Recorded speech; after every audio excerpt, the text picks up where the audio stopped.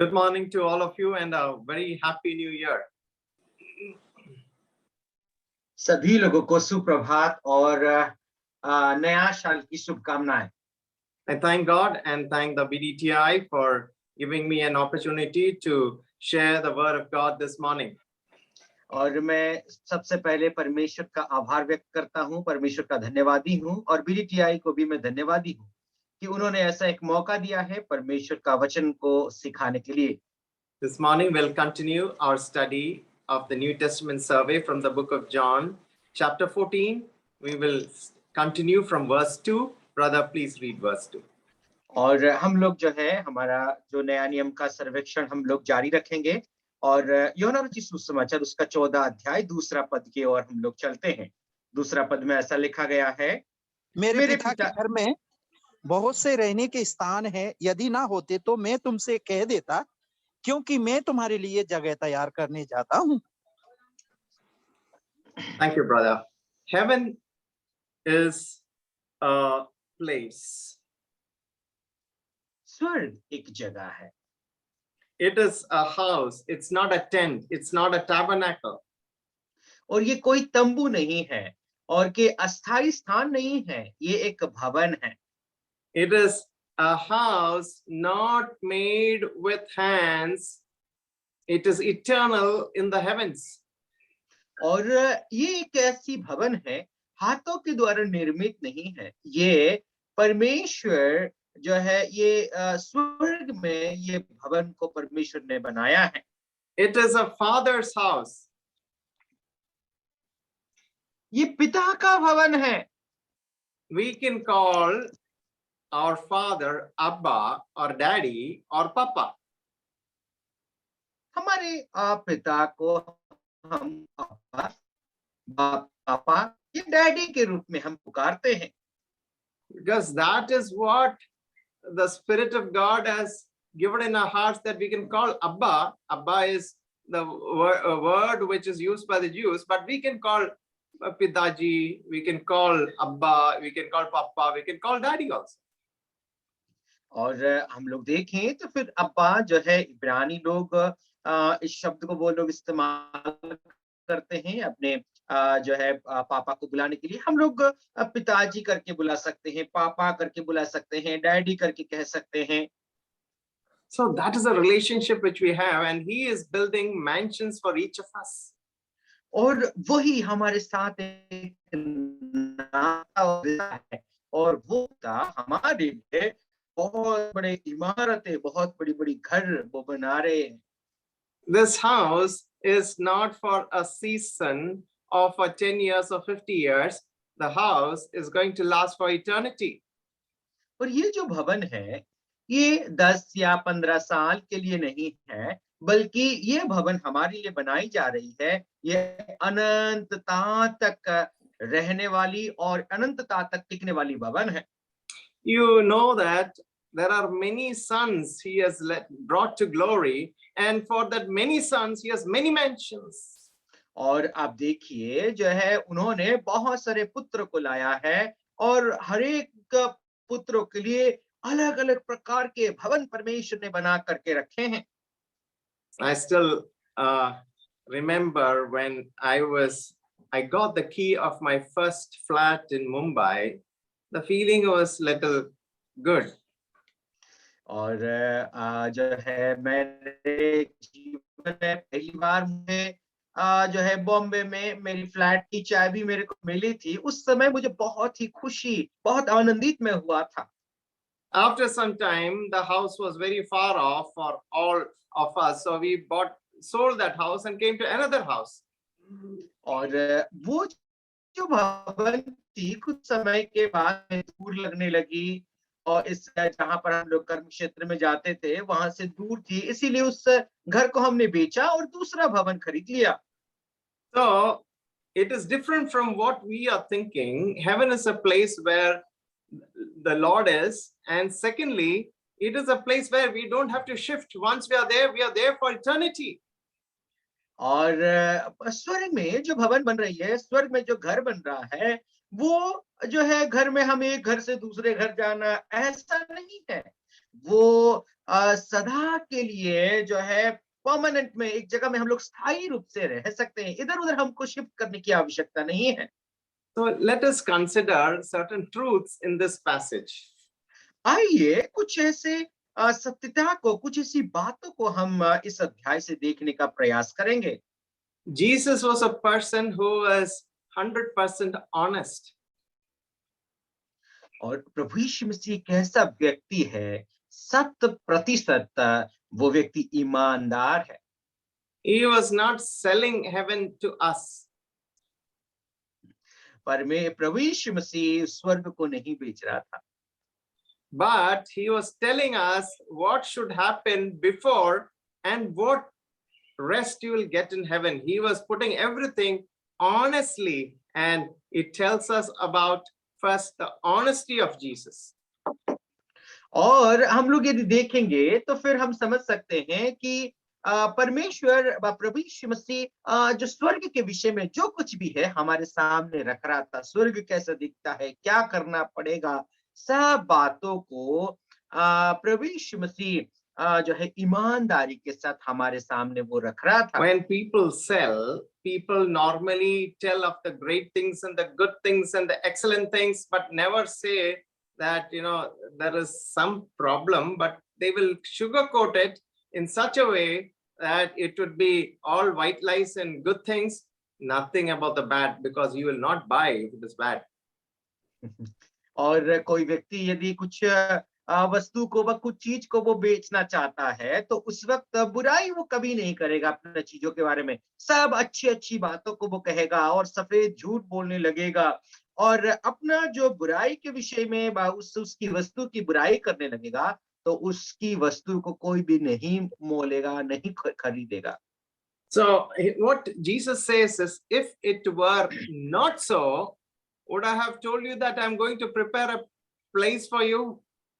प्रभु यीशु मसीह क्या कहते हैं, यदि ऐसा नहीं होता तो क्या मैं आप लोगों से कहता कि मैं तुम्हारे लिए एक जगह तैयार करने जा रहा हूं? If it was not so, I would have told you. और यदि ऐसा नहीं होता तो मैं तुमसे कह देता। A Lord who tells us everything so that we will understand everything. और हमारा प्रभु ऐसा एक प्रभु है और वो सब कुछ वो कहता है, सब कुछ वो बता देता है ताकि हम सभी ऐसे विषय के प्रति हम समझदारी दिखाएं, हम समझ जाएं। So if you don't understand something, you have a mental problem. यदि आप कुछ विषय को आप समझ नहीं पाते हैं तो आपका मानसिक बीमारी है। No, it's the problem is in the mind. That's what I said. No mental problem. Yeah. आपका मन में कुछ न कुछ समस्या है, आपका जो है मन में कुछ कमी है। But if you understand certain things, then it becomes a moral problem.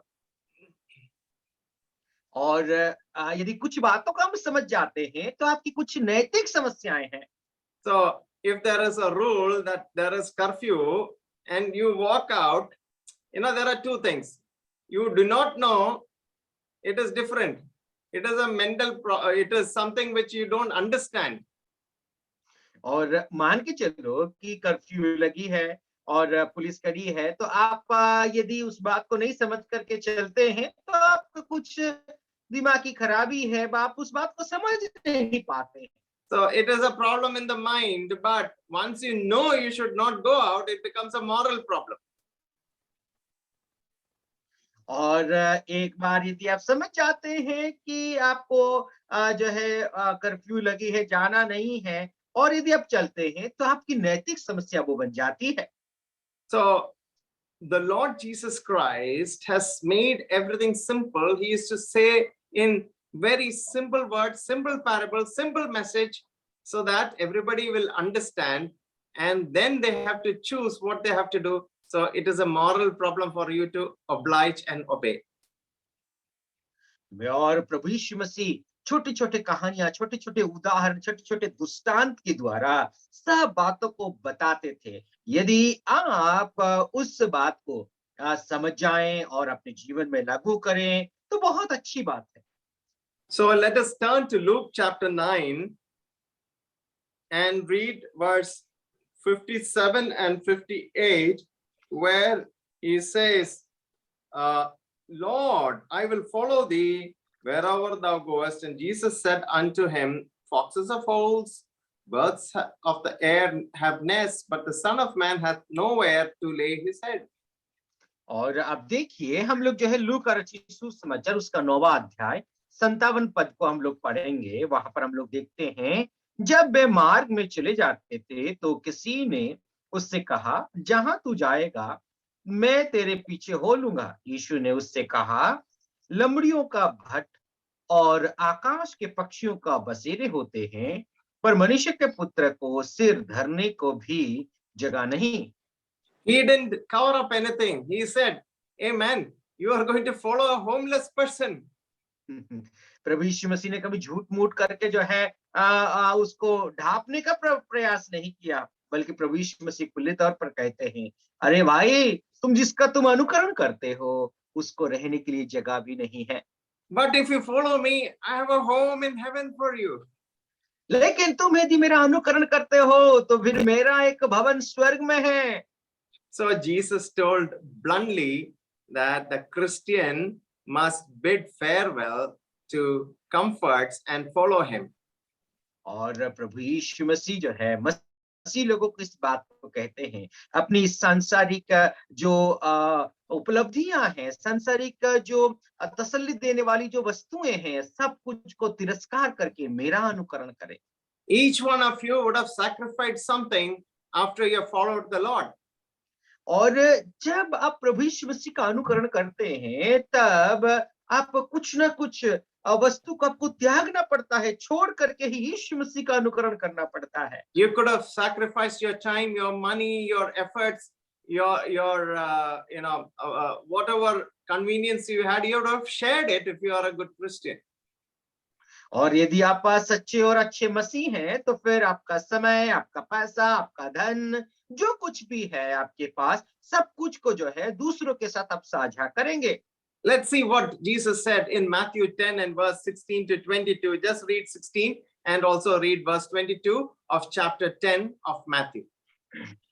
मत्ती रचित सुसमाचार उसका 10वां अध्याय 16 पद और 62 पद को हम लोग पढ़ लेते हैं। Read 17 and 22, brother.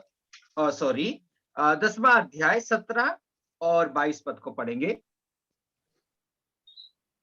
मत्ती रचित सुसमाचार 10वां अध्याय 17 और 22 पद। परंतु लोगों से सावधान रहो, क्योंकि वे तुम्हें महासभा में सौंपेंगे और अपनी पंचायतों में तुम्हें कोड़े मारेंगे। 22 पद, मैं तेरे नाम के कारण सब लोग मेरे नाम के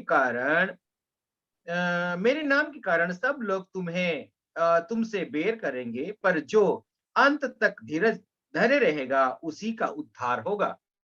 Just thank you, brother. Just imagine that Jesus is saying something very clearly. If you follow me, people will hate you. और आप इस बात को सोच करके देखना, प्रभु यीशु मसीह कहते हैं तुम मेरा यदि अनुकरण करोगे तो लोग तुम्हें नफरत करेंगे। He was hated, he was rejected, he was despised, and he says, you will be hated of men also. और प्रभु यीशु मसीह को भी जो है तिरस्कार किया गया था, प्रभु यीशु मसीह को भी नफरत किया गया था। प्रभु यीशु मसीह कहते हैं तुम्हें भी वैसे ही करेंगे। So turn to 16 and 24 of Matthew. He says or tells them of the cross which they should carry. और आप 16 अध्याय का 24 पद की ओर आप चलते हैं तो वहां पर प्रभु यीशु मसीह जो है, जो प्रभु यीशु मसीह के पीछे चलते हैं उनको क्रूस उठा करके चलने के लिए कहते हैं। And when we see that when he told them of the cross, even though he told them also of the glory of the ending of the Christian way, he said both. The cross and the crown, both were there. और अब देखिए, भले ही प्रभु यीशु मसीह ने क्रूस उठा करके चलने के लिए कहा था, लेकिन यदि जो व्यक्ति क्रूस उठा करके चलता है वो आखिरी में महिमा भी पाता है। क्रूस के विषय में भी कहा, महिमा के विषय में भी कहा।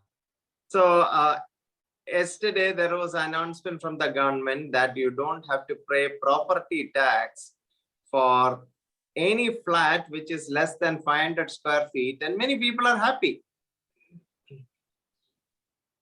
और बीते दिन सरकार ने कहा 500 वर्ग फुट में यदि कोई भवन आप खरीदते हैं तो फिर आपको बिल्कुल भी टैक्स देने की आवश्यकता नहीं है। इस बात को सुन करके बहुत लोग खुश हो गए। This is in Mumbai, not in Madhya Pradesh. ये बॉम्बे में घोषणा हुई थी, मध्य प्रदेश में नहीं। So he was not a leader who tried to bribe men and promises so that, but he tried to challenge them into greatness. अब देखिए, वो कोई व्यक्ति नहीं था किसी को बहलाए और फुसलाए, लेकिन वो लोगों को जो है चुनौती देता था और लोगों को जो है चुनौती दे करके उनको प्रभावित करता था। You can either do 6 feet jump on a high jump pit, or you could just put the rope on the ground and jump over it. आप जो है 6 फीट ऊंचाई में रस्सी पकड़ करके आप कूदेंगे, या तो फिर आप रस्सी को नीचे रख करके भी कूद जाएंगे। The glory is not on walking over the rope, but jumping over the 6 feet pole. और जो है रस्सी के उस पार जो है पैदल से जो है कूद करके जाना या फिर उसके उछल करके जाना, जाओगे तो फिर आपको जो है कोई इनाम नहीं मिलेगा, बल्कि उसके ऊपर से 6 फीट ऊंचाई से आप यदि कूदेंगे तब जाकर के आपको इनाम मिल सकती है। So first we consider the honesty of Jesus. Now let us see the function of Jesus. और सबसे पहले प्रभु यीशु मसीह का उस ईमानदारिता को हम लोगों ने देखा है। आइए प्रभु यीशु मसीह किस तरीके से कार्य करता है उस कार्य के विषय में अभी ध्यान करेंगे। What is the function of a bicycle? A function of a bicycle is to take you from one place to another. और एक साइकिल जो बाईसाइकिल हम लोग लेते हैं उसका कार्य क्या है? वो कार्य ये है कि एक जगह से दूसरे जगह वो बाईसाइकिल आपको स्थानांतरित करता है। So Jesus told them, I'm going to prepare a place for you. प्रभु यीशु मसीह कहते हैं कि तुम्हारे लिए मैं रहने का एक भवन बनाने जा रहा हूँ, जगह तैयार करने जा रहा हूँ। He opens up a way so that we can follow in his steps. और वो रास्ता को तैयार करता है ताकि उस मार्ग में आप और मैं अनुकरण कर सकें। So there is a word called prodromos. Prodromos, it's a word which used to describe Jesus in that way. और एक ऐसा शब्द है प्रोड्रोमोस करके, वो प्रभु यीशु मसीह के विषय में इस तरीके से वर्णन करता है। So in the Roman army, there were this prodromoi who used to go in front of the troops. They went ahead of the main body of the army. और ऐसा एक जो है रोमन आर्मी में प्रोड्रोमस था। वे लोग क्या करते थे, रोमी का जो सेना होती थी उस सेना से आगे आगे वे लोग चला करते थे। And also we know that they made it safe for the rest of the troops to follow. Sometimes they would be killed, but they went ahead facing the first danger, and they went ahead as the prodromos. और वो क्या करते थे, जो प्रोड्रोमस के जो है झुंड होती थी, वो लोग सामने सामने जा करके जो है जगह को, रास्ता को वो तैयार करते थे। कभी कभी खतरा भी मोल लेना पड़ता था, दुश्मनों का सामना भी करना पड़ता था। उस तरीके से वे कार्य करते थे। So even when you are going into a harbor, sometimes a small boat goes ahead of the big ship so that the ship will follow the small boat and it will be safely led to the harbor. That pilot boat was also called prodromos. और ऐसा होता था कि जो है कोई बड़ी जहाज है, बड़ी जहाज के आगे आगे छोटी सी एक नाव सा, एक छोटी सी जहाज जाती थी, जो उस पोरबंदर में पहुंचने से पहले वो रास्ता दिखा करके उस तरीके से जाती थी। वो रास्ता दिखाने वाली छोटी सी जहाज को प्रोड्रोमस भी कहा जाता था। It went first to make it safe for others to follow it. और वो सबसे पहले जाता और जो है रास्ता को तैयार करता था कि पीछे आने वाले लोग वो सामने वाला व्यक्ति का अनुकरण करें। So this is what Jesus did. He placed the way to heaven and to God so that we may follow in his steps. और यही कार्य को प्रभु यीशु मसीह ने किया है। सबसे पहले वो आगे आगे गए ताकि प्रभु यीशु मसीह का अनुकरण आप और मैं कर सकें और सुरक्षित पहुंच सके। Just imagine you are going to fly past all the stars and the universe itself to go with the Lord to be in the place he is going to prepare. He is preparing for you and me. मेरे प्यारो, इस बात को सोच करके देखना, जो आकाश गंगा में तारे हैं, नक्षत्र हैं, ऐसे जगहों में जो है प्रभु के साथ साथ आप और मैं जाने वाले हैं, प्रभु यीशु मसीह का अनुकरण करने वाले हैं, और जिस जगह में वो रहता है उसी जगह में आप और मैं जाने वाले। इस बात को सोच करके देखना। So when you are going, will you be having a suitcase in your hand or passport in your hand? और जब आप प्रभु के साथ जाते होंगे, क्या उस समय आप कोई पासपोर्ट या फिर सूटकेस लेकर के यीशु मसीह के साथ जाएंगे क्या? You will not have time to pack because everything will happen in the twinkling of an eye and you have to go without anything. और आपको जो है बिल्कुल भी समय नहीं मिलेगा। आंख जो है पलक झपकते ही आपको जाना पड़ेगा और आपको कुछ भी चीज का पैकिंग करने का समय भी नहीं मिलेगा। So we learned about one, the honesty of Jesus. Second one was the function of Jesus. Now let's go to the third point. It tells us of the triumph of Jesus. और सबसे पहली बात को हम प्रभु यीशु मसीह का ईमानदारी के विषय में देखें, दूसरा प्रभु यीशु मसीह का कार्य के विषय में देखें, तीसरी बात को हम लोग अभी देखेंगे। Third one is uncle, once again please repeat. The triumph, the ultimate triumph of Jesus. और अंतिम जो है प्रभु यीशु मसीह का विजय के विषय में देखेंगे। So he knows he's going to die. और प्रभु यीशु मसीह जानता था कि वो मरने पर है। But he says, I'm coming again, I'm coming again, I'm going to come again. और वो लेकिन प्रभु यीशु मसीह इस बात को हर समय कहता था कि मैं आने वाला हूं, मैं दोबारा आऊंगा आऊंगा। All plans are ready. The execution is what is left. और हर कार्य परमेश्वर की योजना जो है प्रतिबद्ध है, तैयारी के साथ है। The rapture, then the coming of the Lord into this world, then the 1,000 years reign after the 7 years of tribulation. All things are planned. Everything is in place. It's only the timing which the Lord has to keep in his own time. और क्या हुआ है कि परमेश्वर की योजना जो है सब कुछ तय है मेरे प्यारों। सबसे पहले उठा लिए जाने वाली घटना होगी बराप्चर, और उसके बाद जो है 7 साल की जो क्लेश का समय होने वाली है, प्रभु यीशु मसीह दोबारा आएगा। सब कुछ योजनाबद्ध तरीके से परमेश्वर ने कार्य करता है। When we read a story, sometimes the story goes round and round and round, but finally there's a climax. और कुछ कहानियों को हम लोग पढ़ते हैं, स्टोरी जो है मोड़ करके इधर घूमता उधर घूमता ऐसा करके है, लेकिन आखिरी में उसकी उच्च शिखर पॉइंट होता है। शिखर एक स्तर आती है, एक समय आता है कहानियों का। Without a climax, it will be not complete. और कोई भी कहानी होता है, उसकी शिखर व उसकी जो है अंतिम चरण में जब नहीं आते हैं, वो कहानी कभी खत्म नहीं होता।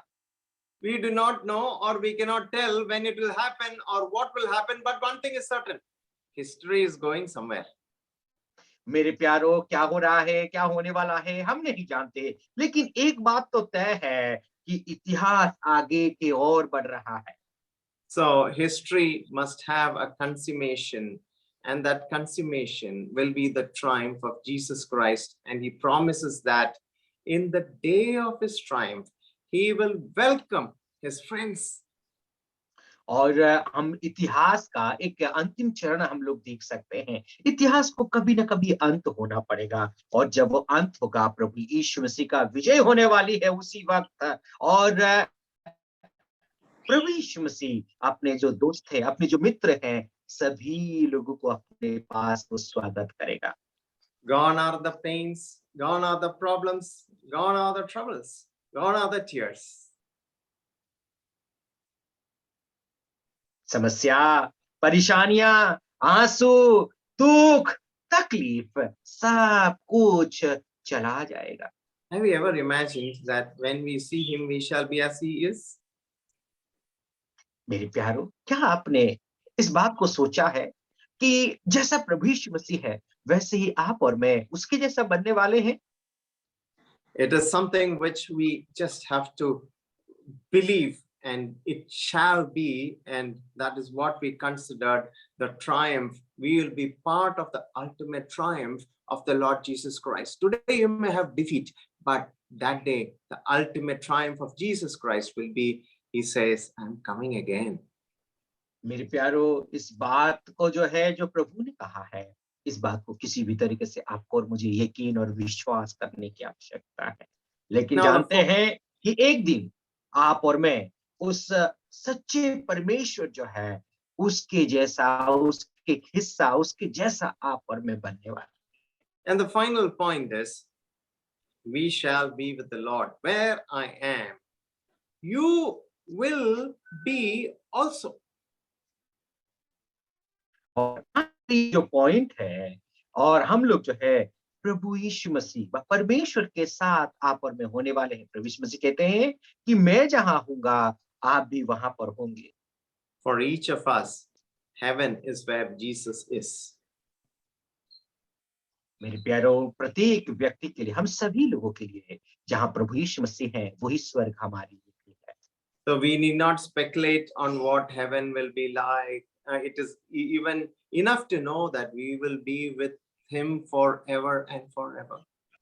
मेरे प्यारो, हमें और ज्यादा सोचने की स्वर्ग कैसा होगा, ज्यादा सोचने की आवश्यकता नहीं है। लेकिन एक बात तो तय है कि क्या इतना काफी नहीं कि प्रभु यीशु मसीह के संग हम स्वर्ग में उसके साथ साथ रहने वाले हैं। So when we love someone with our whole heart, we really want to be with that person. क्या मेरे प्यारो, किसी को यदि हम तहे दिल से चाहते हैं, उस व्यक्ति को हम प्रेम करते हैं, क्या उस व्यक्ति के साथ हम लोग जो है करीब और उसके साथ साथ रहना नहीं चाहेंगे?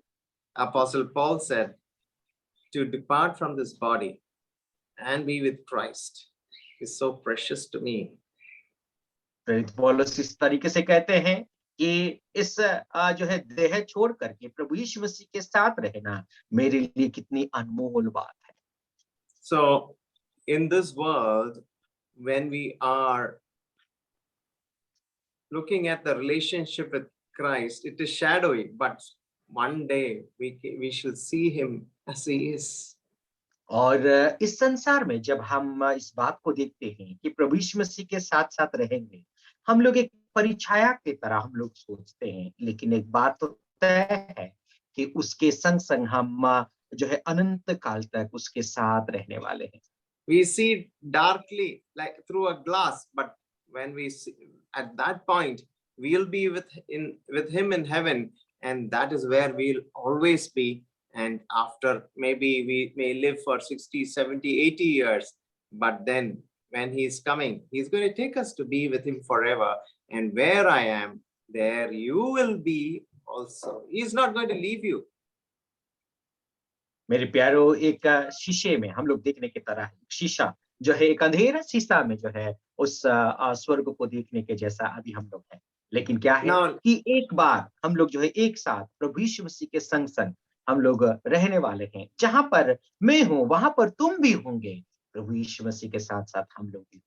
so now let us consider a very important verse in the Bible, which is verses 4 to 6. Brother, please read it for us.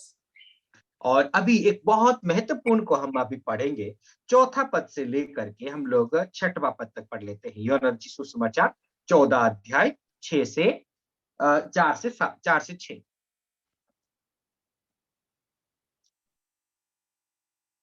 और जहां मैं जाता हूं तुम वहां का मार्ग जानते हो।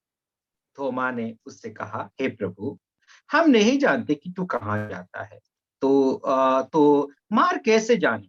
यीशु ने उससे कहा, मार्ग और सच्चाई और जीवन में ही हूं, बिना मेरे द्वारा पिता के पास कोई नहीं पहुंच सकता। So again, Jesus is telling his disciples where he was going, but somehow they never understood.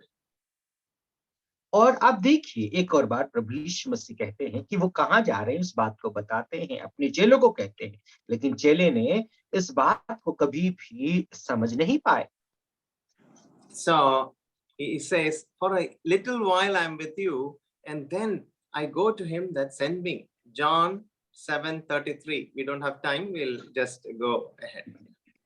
यूहन्ना रचित सुसमाचार 7वां अध्याय 33वां पद को यदि पढ़ेंगे तो प्रभु यीशु मसीह कहते हैं, मैं तुम्हारे साथ कुछ समय के लिए हूँ और मैं जहां से आया हूँ वही जाऊंगा। He told them that he was going to the Father who had sent him and with whom he was one, but they did not understand what was going on. और देखिए उन्होंने प्रभु यीशु मसीह ने उनसे कहा कि मेरे को जिसने भेजा है वहीं पर मैं जाता हूं। इस बात को कहने के बावजूद वे लोग समझ नहीं पाए। The disciples were bewildered men, troubled men, and confused men. और जो चेले लोग थे वे लोग द्विमना थे, वे लोग इस कभी भी जो है द्वंद में रह जाते थे, समझ नहीं पाते थे। So there was one among them who could never say that he understood what he did not understand, and that was Mr. Thomas. और एक ऐसा व्यक्ति था उनमें से, वो व्यक्ति कुछ भी बात को समझ नहीं पाता था, वो व्यक्ति थोमा है। So Thomas had to be sure.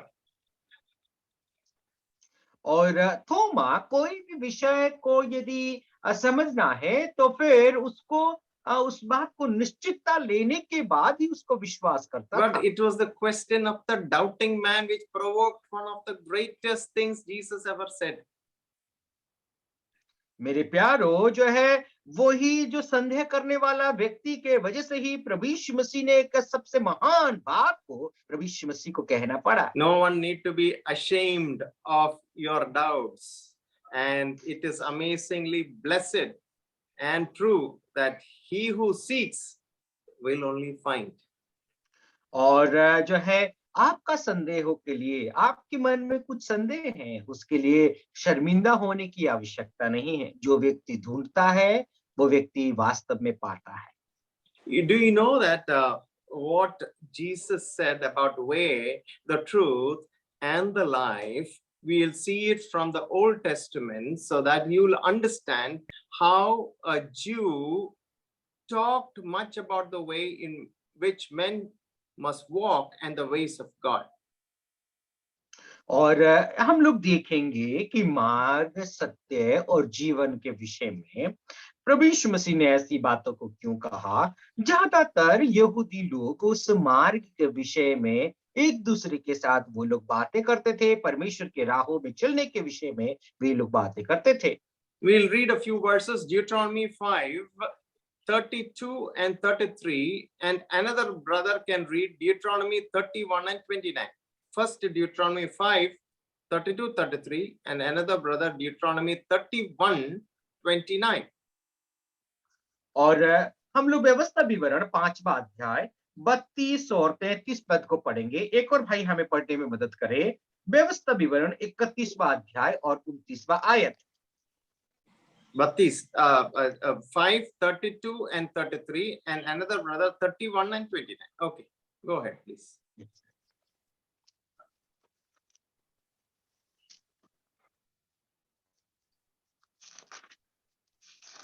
कोई नहीं है पढ़ने के लिए? यस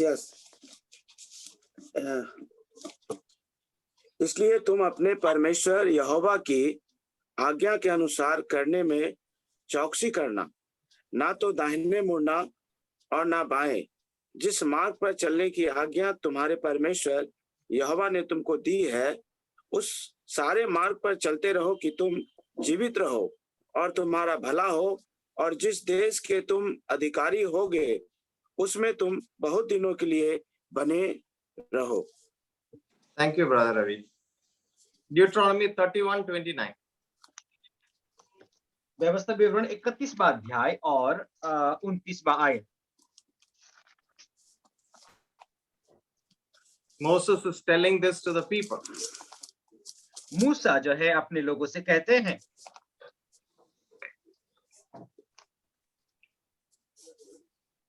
क्योंकि मुझे मालूम है कि मेरी मृत्यु के बाद तुम बिल्कुल बिगड़ जाओगे और जिस मार्ग में चलने की आज्ञा मैंने तुमको सुनाई है उसको भी तुम छोड़ दोगे और अंत के दिनों में जब तुम काम करके जो यहोवा की दृष्टि में बुरा है अपनी बनाई हुई वस्तुओं की पूजा करके उसको रिस दिलाओगे तब तुम पर Enough, विपत्ति brother. आ पड़ेगी। Yeah. So let's read Isaiah 30 and 21. Isaiah, आइए हम लोग ऐसा नबी का पुस्तक 30 अध्याय 21 आयत को पढ़ते हैं। it says, your ears shall hear a word behind you saying, this is the way, walk in it. Please read, brother. और जब कभी तुम दाहिने आइए या बाईं ओर मुड़ने लगो तब तुम्हारे पीछे से यह वचन तुम्हारे कानों में पड़ेगा, मार्ग यही है, इसी पर चलो। Let's read Psalm 27 and verse 11. आइए 27वां अध्याय भजन संहिता 27। The psalmist prays, teach me thy way, O Lord. 27 का Yeah. 27 11. 27 का 11। हे यहोवा अपने मार्ग में मेरी अगुवाई कर Thank और you. मेरे द्रोहियों के कारण मुझको चौरस रास्ते पर ले चल।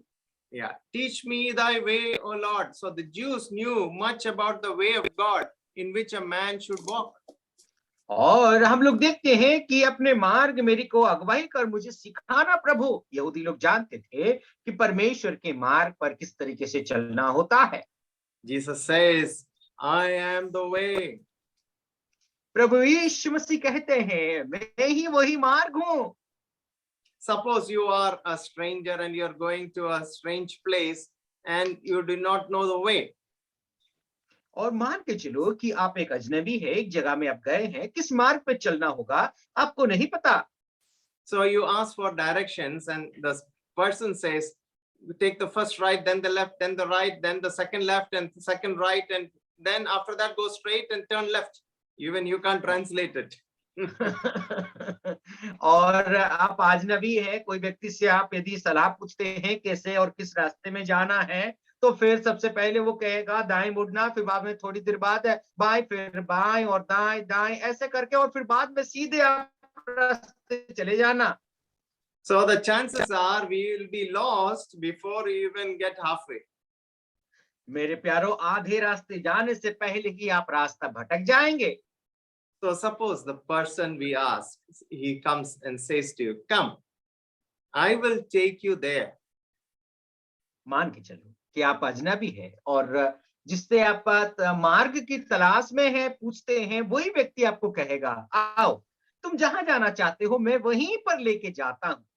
So in this case, the person to us is the way and we cannot miss the way because he is the person who is taking us. मेरे प्यारो यहाँ पर वही बात है, जिस व्यक्ति को आप उस मार्ग किस मार्ग में जाना है वही मार्ग जो है पूछने वाला व्यक्ति ही आपको कहता है आओ मैं तुमको रास्ता दिखाता हूँ जहां तुम जाना चाहते हो। So this is what Jesus does to us also. He not only gives us advice and directions, but he takes us by the hand and leads us and he guides us. मेरे प्यारो वही काम को ही प्रभु यीशु मसीह करते हैं। क्या करते हैं? वो अगवाही भी करते हैं, हमारी हाथों को पकड़ करके जहां जाना होता है वही हमें अगवाही करके ले जाएंगे। He does not only tell us about the way, but he is the way. वो मार्ग के विषय में वो बताते हैं वो व्यक्ति नहीं, बल्कि वही मार्ग में ले करके भी वो जाते हैं। Now let's go to the second word. Jesus said, I am the truth. और आइए हम लोग दूसरा विषय की ओर चलते हैं। प्रभु यीशु मसीह ने कहा कि मैं वो सत्य हूं। Let us read two verses. One, Psalm 86:11. आइए दो पदों को Psalm, हम लोग पढ़ेंगे, भजन संगीता 86 का 11। or second person can read Psalm 26:3. और दूसरा व्यक्ति कैन पढ़ सकता है भजन संगीता 26 का 3। So हे the psalm, यहोवा, ये Psalm 86:11, हे Yeah. यहोवा अपना मार्ग मुझे दिखा, तब मैं तेरे सत्य मार्ग पर चलूंगा। मुझको एक चित कर कि मैं तेरे नाम का भय मानूं। yes. Now 26:3 of Psalms.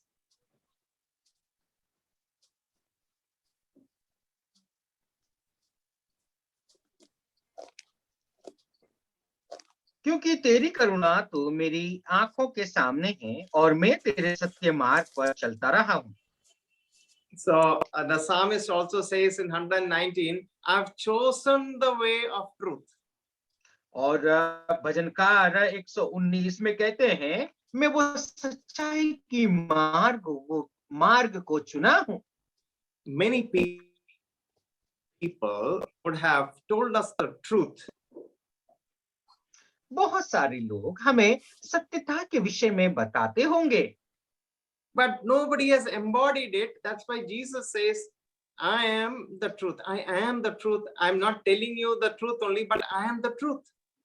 और बहुत सारे लोग जो है सत्यता के विषय में बताते होंगे, लेकिन सत्यता को कभी अपनाया नहीं होगा। लेकिन प्रभु यीशु मसीह सत्यता भी बोलते हैं, सत्यवाद को बोलते हैं, और वो स्वयं खुद ही वो सत्य है। So if a man has to teach a moral truth, his character has to be in line with what he's saying. किसी व्यक्ति को यदि नैतिक बातों को सिखाना होता है, तो वो व्यक्ति को अपना जीवन को जो है नैतिकता में उसको ढलना पड़ेगा, नैतिक जीवन उसको बिताना पड़ेगा। Just imagine an arrogant person, very haughty person. He comes and talks, hey, you have to be, the beauty of humility he tries to teach you. You will only laugh. See who is talking. और मान के चलो कि बहुत एक गुस्सेला व्यक्ति है, हर समय वो गुस्सा ही करता रहता है। वो व्यक्ति यदि नम्र होकर के आकर के कहता है, अरे भाई तुमको ऐसा होकर के चलना पड़ेगा, तो उस बात को आप कभी भी यकीन नहीं करेंगे। That fellow will be totally ineffective. और वो व्यक्ति कभी भी फलदायी नहीं होगा, उसका जो है बात को कोई भी नहीं मानेगा। Moral truth cannot be conveyed solely in words. It should be conveyed solely by example. और नैतिक बातें जो है सिर्फ बोल करके ही जो है समझाने की नहीं होती, बल्कि नैतिक बातें ये होती है कि अपना जीवन में जी करके दिखाना पड़ता है। That is where the greatest human teacher will fall down. और वहीं पर ही जो दुनिया की सबसे जो उत्तम से उत्तम शिक्षक है, वहीं पर ही वो गिर जाता है। We are sinful men, but no teacher has ever embodied the truth he taught except the Lord Jesus Christ. और हम जो मनुष्य जाति है, मनुष्य है, लेकिन कोई भी ऐसे मनुष्य जो शिक्षक है, अपना जीवन में उस सच्चाई को अपनाया नहीं है, सच्चाई और सत्यता के साथ अपने जीवन को व्यतीत नहीं किया है। Many men can say, oh, look, I've taught you the truth. और बहुत सारे मनुष्य इस तरीके से कहते हैं, देखो मैंने तो आप लोगों के सामने सत्यता की बात रखी है। But only one person can say, I am the truth. लेकिन एक व्यक्ति वो कह सकता है, मैं ही वो सत्य हूँ। Now let's come to the third point. Jesus said, I am the life. और आइए अभी तीसरी बातों की ओर चलते हैं। प्रभु यीशु मसीह ने कहा, मैं वो जीवन हूँ। So let's read two verses from Proverbs 6:23 and Proverbs 10:17. 6:23 and 10:17. आइए हम लोग दो पदों को पढ़ लेते हैं। नीति वचन 6वां अध्याय 23वां पद और नीति वचन 10वां अध्याय 17वां पद। नीति वचन 6:23। आज्ञा तो दीपक है और शिक्षा ज्योति, और सिखाने वाले की डांट जीवन का मार्ग है। Thank you, brother. 10:17. 10 का 17 भी पढ़ लीजिए। जो शिक्षा पर चलता वह जीवन के मार्ग पर है, परंतु जो डांट से मुंह मोड़ता वह भटकता है। Thank you, brother. In Psalm 16 and 11, we see the psalmist writing, thou dost show me the path of life. और भजन संहिता 16 का 11 में देखते हैं कि प्रभु तूने मुझे जीवन का मार्ग को सिखाया है। So love has brought life. और इसीलिए प्रेम ही जीवन को लाया है। And life is what Jesus gives you, and life with Jesus is life indeed. और प्रभु यीशु मसीह वो जीवन को देता है, और जो व्यक्ति प्रभु यीशु मसीह का साथ अपना जीवन को व्यतीत करता है, वास्तव में वो व्यक्ति जीवन जिया है। And there is one way of putting all this: no one comes to the Father except through me. और इस सभी बातों को एक ही जगह रखने का ये है कि कोई भी जो है पिता के पास मेरे बिना नहीं पहुंच सकता। So there is a saying, many road leads to Rome, but that is not true for reaching to God. और जो है जैसे कि एक ऐसी मुहावरे हैं, एक कहावत है, वो ये है कि बहुत सारे मार्ग रोम की ओर जाता है, लेकिन वो सत्य नहीं है। प्रभु के साथ, प्रभु के पास पहुंचना है तो अनेक मार्ग नहीं है। Only one name given under the heavens and given unto man to be saved. That is the name of the Lord Jesus Christ. एक ही एक नाम जो है दी गई है प्रभु के पास आने के लिए, परमेश्वर के पास आने के लिए, वो नाम प्रभु यीशु मसीह है। So we considered that he is the way, he is the truth, and he is the life. और अभी हम लोगों ने 3 विषय को देखा, वो ये है कि वो ही जो है मार्ग है, वो ही सत्य है और वो ही जीवन है। Just imagine a person who can give you life in this world, and eternal life is the origin of life. और अब देखिए, इस संसार में कोई व्यक्ति यदि आपको जीवन देने के लिए कहता है, और दूसरा व्यक्ति और जिसके पास जीवन का सोता है। And now let us see the vision of God from verses 7 to 11, and we will close. आइए हम लोग जो है प्रभु यीशु मसीह का दर्शन के विषय में हम लोग देखेंगे 7वां पद से 11 पद तक, और फिर बाद में समाप्त करेंगे। यूहन्ना रचित सुसमाचार 14 अध्याय 7 से 11। Please read, brother. कोई हिंदी में पढ़िए फटाफट। आइए हम लोग इस वचन यदि तुमने मुझे जाना इस पद को पढ़ होता लेते हैं। तो मेरे पिता को भी जानते और सब उसे जानते हो और उसे देखा भी है।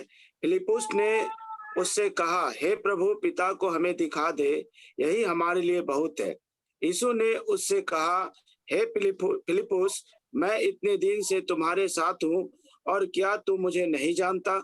जिसने मुझे देखा है उसने पिता को देखा है। तू क्यों कहता है कि पिता को हमें दिखा? क्या तू प्रतीति नहीं करता कि मैं पिता में हूँ और पिता मुझ में है? ये बातें जो मैं तुमसे कहता हूँ अपनी ओर से नहीं परंतु पिता मुझ में रहकर अपने काम करता है। मेरी ही प्रतीति करो कि मैं पिता में हूँ और पिता मुझ में है, नहीं तो कामों ही के कारण मेरी प्रतीति करो। So thank you, brother. So for the ancient world, this was something which was very, very staggering thing which Jesus had ever said.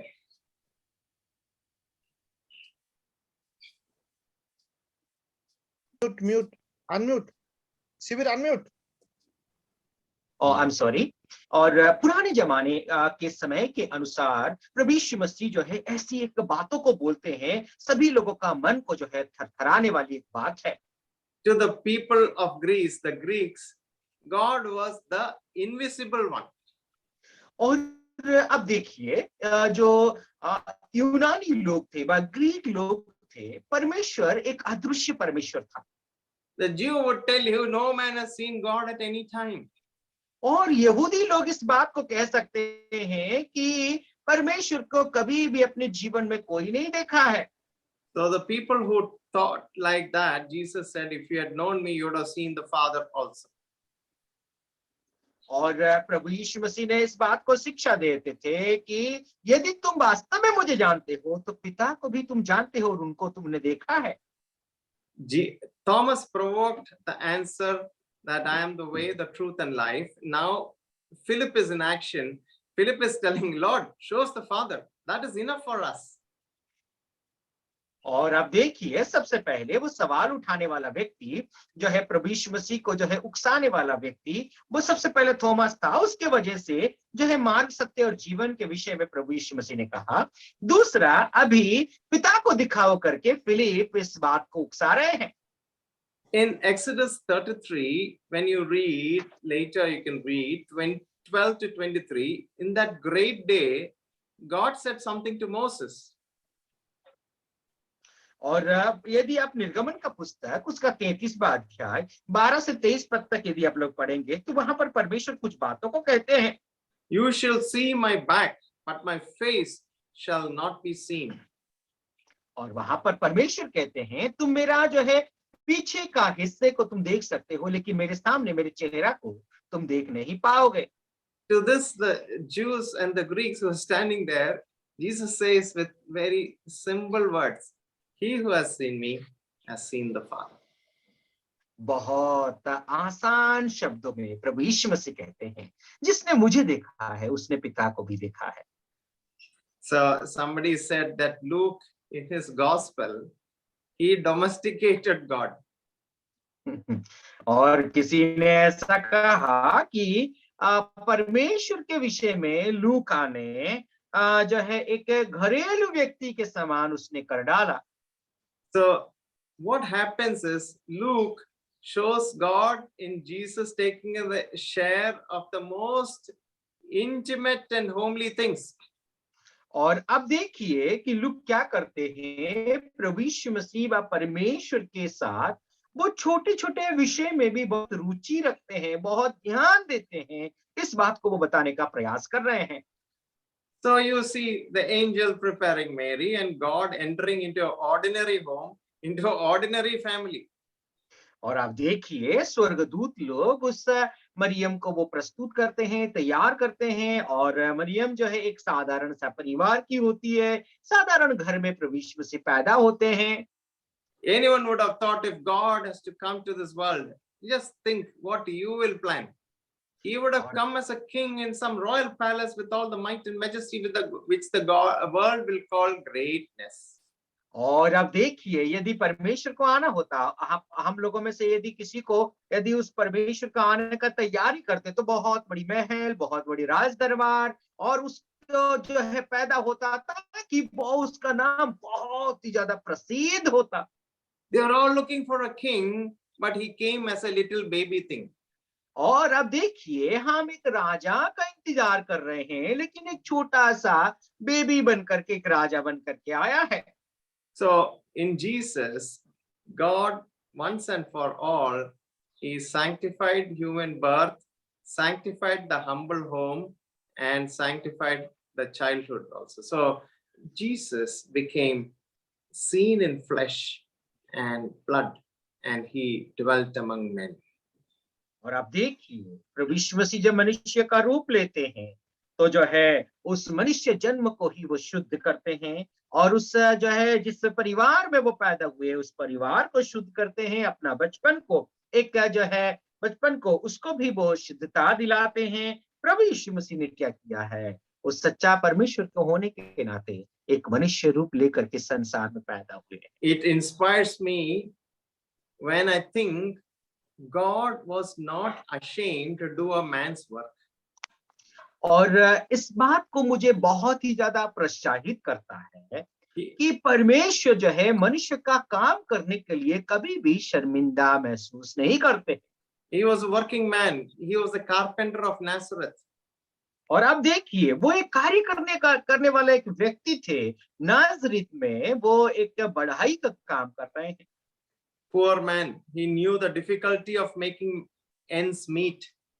और आप देखिए, बहुत ही गरीब व्यक्ति, वो जानते थे कि एक दिन का जो है भोजन जो है आखिरी में जो है किस तरीके से मिलता है, उस तकलीफ को, दुख को वो जानते हैं। He knew all the difficulties in living in an ordinary home with a big family. और वो इस बात को वो जानते थे कि इतने बड़े परिवार के साथ एक साधारण सा जीवन को कैसे व्यतीत किया जाए, उस बात को वो जानते थे। 4 half brothers and sisters, we read about it in Luke. और लूका रचित सुसमाचार में हम देख सकते हैं कि 4 ऐसे जो है उनके सगे भाई थे, भाई लोग थे और उसके साथ साथ बहनें भी थी। He knew all the difficulties, and in the Old Testament, in the sweat of your face you shall eat bread. That is what we read in Genesis 3:19. और हम लोग जो है देखते हैं कि जो है वो क्या देखते थे कि इतनी बड़ी परिवार के साथ पसीना बहा करके खाना क्या होता है, उस बात को जानते थे। उत्पत्ति उसका 3:19 आयत में देखते हैं कि बिना पसीना बहाए तुम भोजन नहीं खा सकते, पसीना बहा करके ही भोजन तुमको खाना पड़ेगा। God knows what is to be tempted. प्रभु जानता था कि परीक्षित होना क्या होता है। And in Jesus we see God loving. और लेकिन हम प्रभु यीशु मसीह में देखते हैं कि परमेश्वर किस तरीके से हमें प्रेम करते हैं। In Jesus we see God upon a cross. और प्रभु यीशु मसीह में ही वो उस प्रभु में हम लोग देखते हैं कि वो प्रभु क्रूस पर टांगा हुआ। So he who has seen me has seen the Father. We have been delighted in our lives to see the Father because we have seen the Son, and may his name be glorified. Thank you for your wonderful translation, Brother Sibber. God bless you all. Bless the work in BDTI. May his name be glorified now and forever. Amen. और जो है प्रभु यीशु मसीह को जिसने देखा है वो पिता परमेश्वर को देखा है। हम बहुत बहुत धन्यवाद अंकल, आपने सुंदर वचन को हमारे सामने रखा, आपका हम शुक्रगुजार हैं।